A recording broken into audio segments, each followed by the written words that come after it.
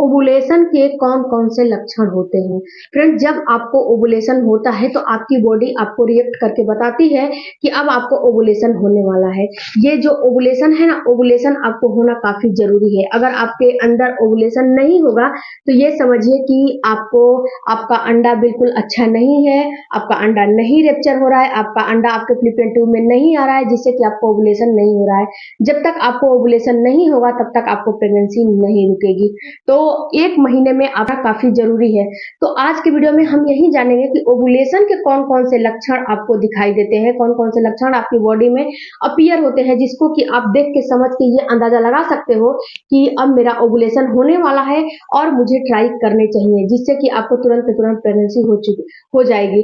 Friends, ovulation जो है 2 तरीके से आप समझ सकते हो। सबसे पहला तरीका है कि आप ओवुलेशन किट के माध्यम से समझ सकते हो। ओवुलेशन किट जो होता है, ल्यूटिनाइजिंग जो हार्मोन होते हैं, जो एलएच हार्मोन होता है, उसको नापा जाता है। ये आपकी बॉडी में जब इसकी वृद्धि होती है एलएच हार्मोन की, तो आपके यूरिन में ये जो है ना डिटेक्ट होता है। तो आप मार्केट से ओवुलेशन किट को लेकर आइए और आपको जो जिस दिन ओवुलेशन होने वाला है उससे 3 से 4 दिन पहले से नापना शुरू कर दीजिए।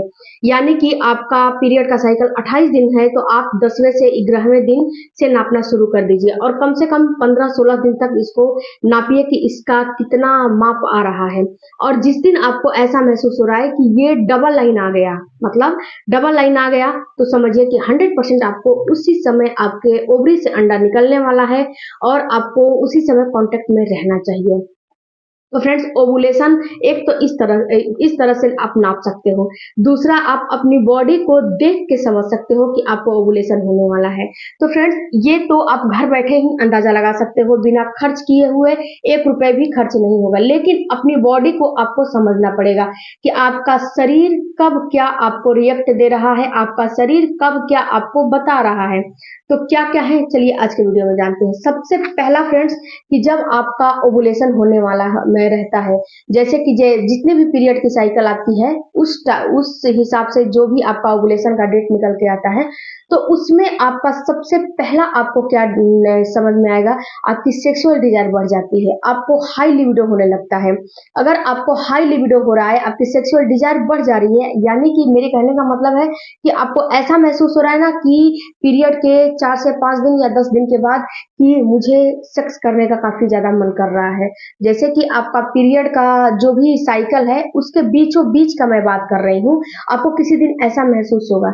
तो उस समय आपको आप ये 100% समझ लीजिए कि आपका ओवुलेशन का टाइम आ गया है। क्योंकि जब ओवुलेशन का टाइम आता है ना, तो आपका जो माइंड है, जो आपके माइंड का पिट्यूटरी ग्लैंड है, वो ऑटोमेटिक आपको प्रोजेस्टेरोन हार्मोन बढ़ने की वजह से ऑटोमेटिक आपको बताने लगता है, आपको रिएक्शन देने लगता है, आपको ये चीज समझाने लगता है कि अब आपका आपका ओवुलेशन होने वाला है और अब आपको रिलेशन में रहना चाहिए। क्योंकि फ्रेंड्स, हमारी जो बॉडी है ना, हम बॉडी को अपने समझ नहीं पाते हैं। हमारी बॉडी हर चीज रिएक्ट करती है, हर चीज बताती है।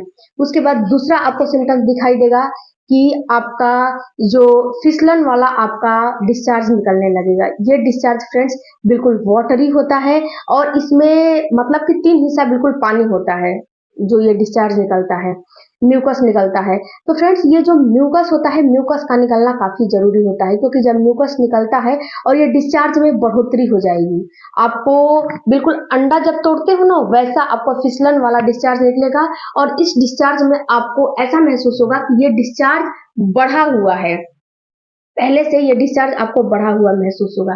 तो अगर ऐसा महसूस हो रहा है तो समझिए कि आपका ओवुलेशन होने वाला है। तीसरा फ्रेंड्स, कि बेसल बॉडी टेम्परेचर, इसके बारे में मैंने कई बार आपको लोगों को समझाया है। अगर आपकी बॉडी की टेम्परेचर बढ़ जा रही है तो ये भी बिल्कुल इंडिकेट करता है कि आपका ओवुलेशन होने वाला है। क्योंकि जब ओवुलेशन होने वाला रहता है, जब अंडा निकलने वाला हो रहता है, तो उस समय टेम्परेचर थोड़ा सा वृद्धि हो जाती है, टेम्परेचर में थोड़ा सा टेम्परेचर बढ़ जाता है। तो ये भी एक जो है सिम्टम्स होते हैं ओवुलेशन के।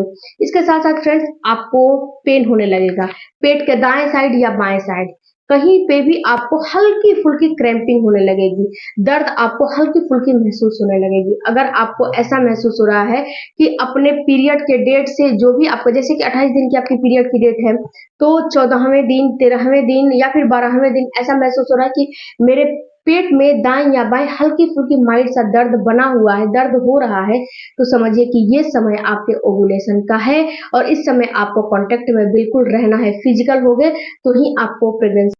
उसके बाद फ्रेंड्स, आपकी जो स्तन होती है ना, ब्रेस्ट होती है, वो बिल्कुल संवेदनशील हो जाता है। आपकी स्तन बिल्कुल संवेदनशील हो जाती है। उसमें भी आपको ऐसा महसूस होगा कि हल्का फुल्का पेन जैसा, आपको दर्द जैसा महसूस होगा, बहुत ज्यादा नहीं लेकिन हल्का फुल्का आपको पेन महसूस होने लगता है। तो ये भी एक आपको ओवुलेशन के सिम्टम्स ही होते हैं। उसके बाद फ्रेंड्स, आपको मतली जैसा महसूस होने लगेगा, आपको सिर में दर्द महसूस होने लगते हैं।